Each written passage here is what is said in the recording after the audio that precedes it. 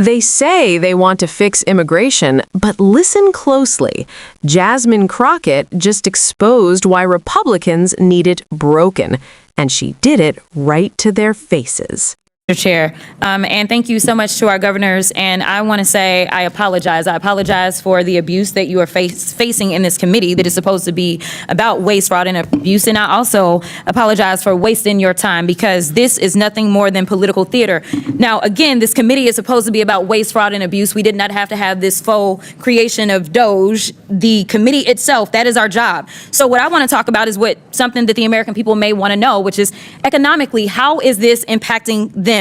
These failed immigration policies that are only put on so that they can have a show, because we have a reality show president who seemingly still believes that this is all about TV instead of real lives. So let me talk about something really quickly, because I want to clarify something, because I believe that all of you understand the importance of something like tourism.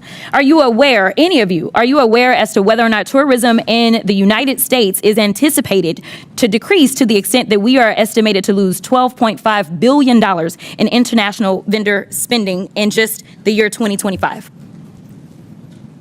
I can answer as the tourism capital of the country. I assume you could. Tourism is already down. It is down in the North Country, where the Canadians refuse to come over because of the hostility toward their country. It's happening in New York City. It's happening at our sporting event here, our theater. There's a ripple effect throughout our entire economy because of the change in attitude that our country, that once welcomed people from all over the world to visit and recreate and to live here, now feels like a very hostile place to them. It is going to have an economic impact on our bottom line, without a doubt. So let's talk about it a little bit more. So I am supposed to have a number of FIFA games in Dallas, and I am fully anticipating that we are going to have a problem, because I've been receiving phone calls that people don't feel safe coming here, and it's not the immigrants.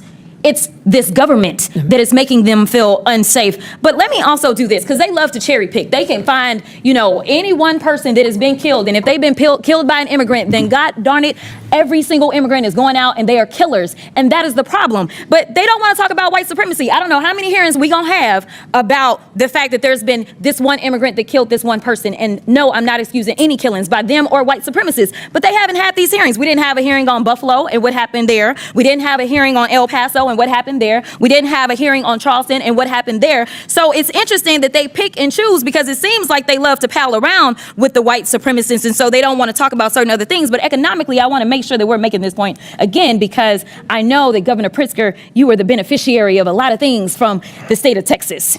And a lot of people believe that Republicans are fiscally responsible, but instead they are actually fiscally irresponsible, because what he spent was a whopping $221 million transporting people from Texas to your state. Something tells me that he could have done something else with that $221 million.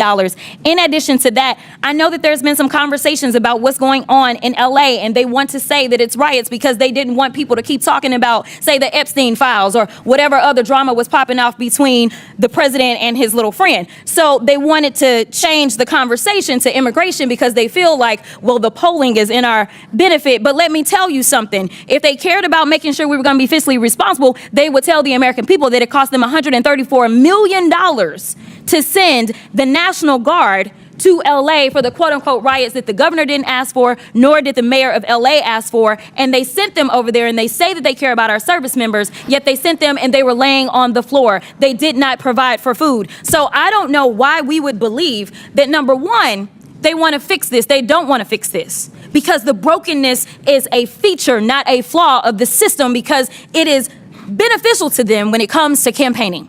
If they can't stoke fear, then why are they going to say have anybody vote for them? Because that's what people are doing. They're voting out of fear. But Ms. Perryman, we know each other a little well, and I know you got a law degree, and it seems like we all need law degrees in here nowadays to understand the Constitution. So really briefly, I just want to make this point. There is a certain person that was afforded, say, due process. But let's say if, say, Donald Trump had been charged with all of these cases that he got charged with in 4 different jurisdictions, if he wasn't afforded due process, there could have been a possibility that he just would have been locked up and thrown somewhere, right? That would be a possibility. And then maybe we wouldn't have a tariff war or anything else that we're dealing with or all the other nonsense. But the point is, he was afforded due process. And regardless of the political opposition, Democrats, Republicans, and independents, I thought, believe that due process should be afforded to everybody, even him.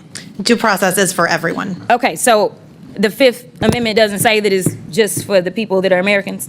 It does not. It says anybody on our soil. It's for everyone. Okay, it's pretty simple. I don't know why we are having. This wasn't grandstanding, it was an economic indictment. Jasmine Crockett dismantles the GOP's immigration narrative by following the money. Tourism losses, wasted taxpayer funds, manufactured crises, and fear-based politics. She makes it painfully clear that chaos isn't accidental, it's strategic. When fear drives votes, solutions become the enemy.